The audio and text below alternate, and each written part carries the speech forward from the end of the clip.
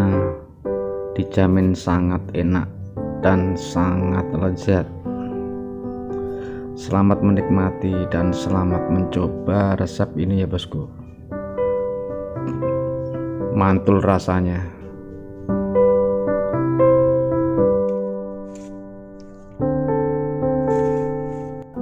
Hari ini juga aku bikin sayur bening ya bosku. Ini sayur bening isian wortel, ada sawi putih, ada brokoli sama blutru. Dijamin seger, sangat-sangat segar, lezat dan mantap pokoknya.